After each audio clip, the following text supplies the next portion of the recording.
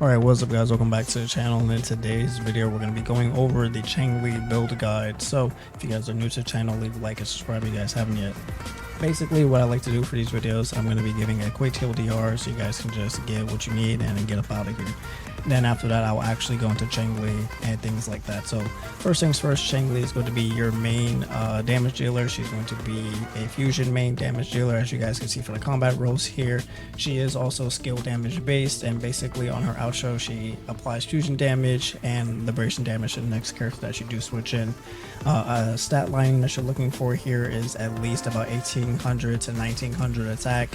ER you want around 120%, and then obviously crit rate you want at least 50%, actually above 60% obviously, to break the 50-50 odds of hitting your crit. And then crit damage, I would say about at least 230% of crit damage. Weapons that you're going to be looking for on her is obviously going to be her signature weapon, and then after that you're going to be looking for weapons like Emerald of Genesis, Conviction, or Luna Cutter, etc, etc. Obviously it will go down the pipeline. Echoes that you're going to be running on her is the 5-piece Molten. Obviously it's the best slot echo that you could possibly do. If you don't have good enough echoes for Molten Rift, you can run 2 and 2. I will let you know that if you run 2 and 2 Molten Rift and Lingering Tunes, it's going to be a 10% damage increase. So Molten Rift is definitely the best thing that you can possibly do, and I will explain that a little bit later. Substats you're going to be looking for is energy regen, crit rate, crit damage, attack percent, skill damage bonus, just really the basic stats that you would even look for on Jinxie. They're pretty one-to-one on stat lining because most of her damage does come from her skills as well. Forte circuit, well, skill priority here apparently is going to be skill damage. For the most part it's usually Forte circuit, but apparently it is going to be your skill damage that you want to level up first, and then your Forte circuit, then your liberation, then your basic attack, then your intro skill. Her resonance skill will apply to all the true side attacks, and then the Forte circuit is going to be the flaming sacrifice when you actually have the Forte gauge full. And then, you know, I believe the best slots that you're looking for when you're looking for dupes is going to be S2, S4, and then probably S6 as well. Team comps that you are going to be looking for with Changli is going to be, to be honest, I really enjoy Senwa for building Concerto energy really fast, really just a quick swap in, swap out to build Concerto energy, because she actually gets a free stack of her Forte gauge really fast. I really enjoy Senwa. If you don't want to run Senwa with her, there are other options. I believe people are also running Yanlin. You can be weird and you run Tauchi. I personally would not recommend that unless you maybe have like a 6. You can also run, I believe, what's the other character? Encore Tricia. If you guys do have that available to you, Encore and Changli is I would say the #1 comp that people mostly go. And that's pretty much it for Changli. Just how she works is that basically she works around getting true sight stacks, and then if you mess up your true sight stacks, it kind of hinders your DPS by a lot. It's very similar to Galcharo. If you do not get your stacks for Death Messenger, you kind of lose out on a lot of DPS and you probably have to restart the run. So that's pretty much the TLDR on Changli. You know, for those that were sticking around for that, thank you for watching this video, and hopefully your Changli pulls went well and you invest in the character. I hope you guys enjoy them. Alright, so quick TLDR out the way. I mean, Simon quick, it was 3 minutes, but we're actually going to go into Changli now. So like I said, Changli is your fusion damage dealer. Basically you want to learn how to utilize the true sight attacks to get the most damage out of her. So she's gonna have her basic 4, just like every single character. When you are doing the basic 4 at the last attack, you're going to go into true sight. So basically you're going to get this 1 stack of true sight here, and then it's going to last 12 seconds. When you auto attack, it will trigger the true sight attack, but you can leave it lingering for 12 seconds. So for basic attacks, right, there we go, true sight. And then here's another option. So we go 4, right, and then you're going to actually jump. Oh, as I just messed it up. So 4, And then, hello? Holy shit, I'm fucking trash.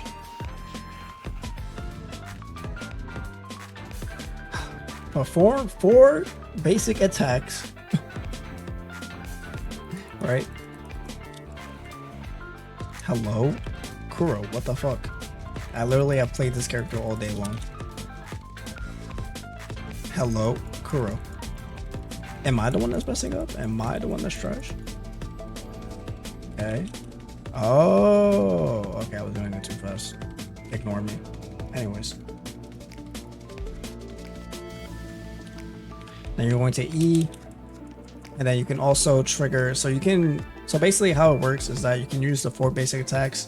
You can trigger the charge, true sight, or you can do the bird true sight, and it applies to the E or the 4 basic attacks. And you can also jump in the air like this, and then charge, and then you can mid-air heavy attack into the ground. And then it also goes into another combo. And you can also hold, alright, knock up in the air, literally just keep left clicking into the combo. She'll do literally like an entire combo.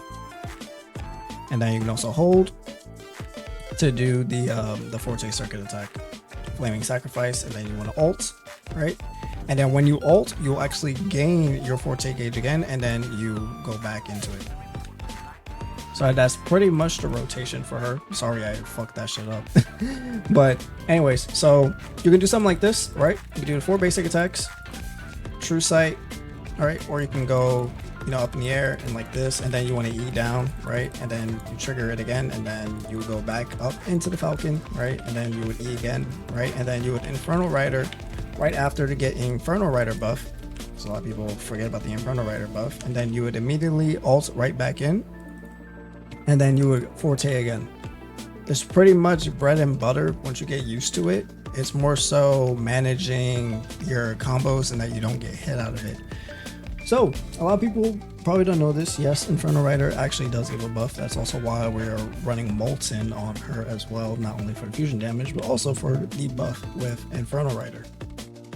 So Infernal Rider is basically going to increase fusion damage and basic attack damage by 12%. You're mostly trying to get the fusion damage increase. And yes, this does matter, because if you are hitting 6k damage difference on every single, let's say, your Flaming Sacrifice, that adds up on your DPS. So you need to make sure you have to do the animation all the way to the final hit. So that's what's gonna suck. But I believe you can also, on your 3rd Forte stack, that you can save your true sight, use Infernal Rider, immediately use your true sight attack, get 4 stacks, and then you have the entire buff for the Flaming Sacrifice into the ult into another Flaming Sacrifice. Which might be a little bit better, a little bit more fluid, because there is a little bit of an end lag when using Infernal Rider. But besides that, that is the main reason why you're using Molten Rift as well. Now going into, I believe, let's see, I'm trying to think what's the general questions with Changli that are usually asked. I will explain a little bit about the Kalchara analogy. I feel like people that play Kalchara kind of understand what I'm talking about. So I will actually show this myself, because I might as well just show some gameplay on how I go about it. So I still need to clear this middle section. I will be able to clear it. My Sandwon's level 40. But basically, if you mess up your rotation with Changli, it feels like shit, because you have to restart all over again. And her damage is mostly from liberation and hitting your Forte circuit. If you don't crit on those, you might want to restart if your DPS is not enough. It's the same way as Gen C. If you don't crit on your E or your liberation, then you just restart, right? So the reason why I run Senwa is just to build the Concerto energy really fast. And she's actually on Emerald Genesis, but you can also use Overture to guarantee that you always get the outro skill. So you can do something like this, right? You swap in, and I'm not going to try hard on this, but it's just a basic understanding. So you go into Verena, right? Then you'll Bellborn, right? You can use Verena Forte. You swap in Heron, right, to get the Heron buff. She goes in True Sight, go your E, go into another combo, right? And then you'll choose side again, another E. You go right here, and then you're gonna Infernal Rider to get the Infernal Rider buff, right? And then you would use your Forte Circuit when the bird is not in the air, immediately ult. Right, and then you'll Forte Circuit again, and while she's casting the Forte Circuit, you swap back out to Senwa, do your E and then your R, and then you just complete the rotation again.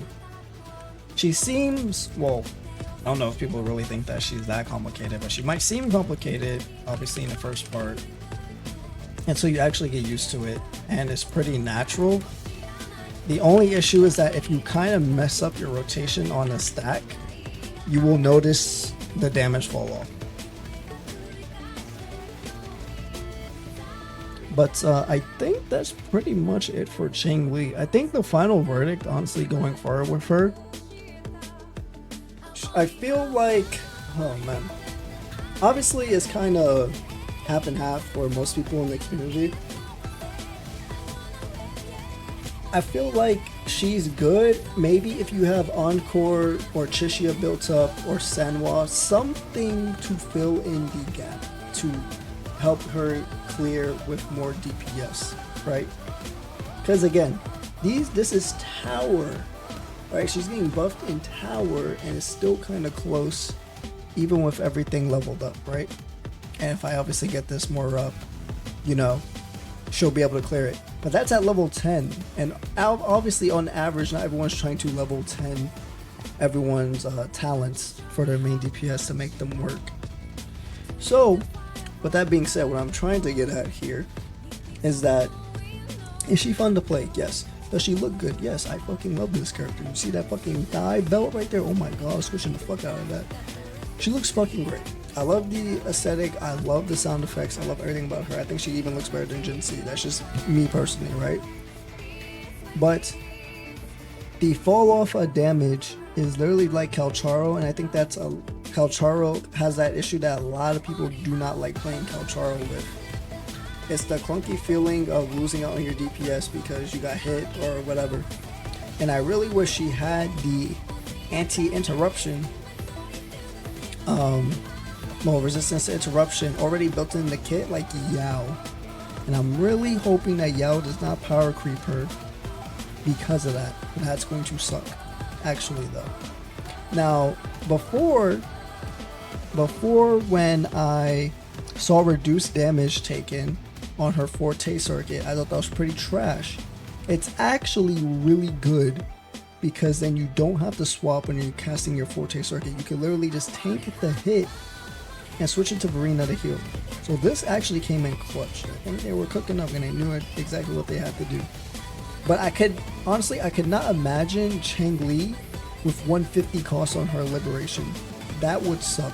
And this character would be received much worse on the damage output because you would not as easily been able to Forte Circuit into liberation into Forte Circuit if you did not have at least, I would say, maybe 135 ER. And not everyone's trying to go for that, what makes it kind of hard stat lining, right? But, you know, I think she's where I would place her, probably around Gion, a little bit less than Gion, right? I don't know if anyone in the comments can say that she's way less than Gion. That's up to you. But me personally, I think Gion's better. I literally have never had an issue with Gion, right? And this is my stats. My Gion is trash. My Gion is literally trash. You see this ratio? Trash. But I've never had an issue ever 3-starring anything in my life with Gion. And I feel like it's probably the same way for Changli for a lot of people. I think a lot of people won't have issues with Changli because, right, they have Encore built or Chishia built. But if you do not have those characters built, a lot of casuals don't want to actually invest the time into building something else to make a character work or make the entire team damage output even better to clear something. They just want to play the character, but they hope the character is good. So there's a lot of conversations. Obviously, some points are better than others, depending on what side that you're on. But at the end of the day, I always say this, you know, honestly, just enjoy the game. Just, hey, pull whatever character you like. If you like Changli because she looks good, hey, fuck it. Fuck what the people say, right? Yeah, it's gonna be it for the Changli guide. Sorry for the rant, just wanted to kind of explain my final thoughts about it. Thank you guys so much for watching this video. Leave a like, subscribe if you guys haven't yet, and I will see you all in the next one. Peace.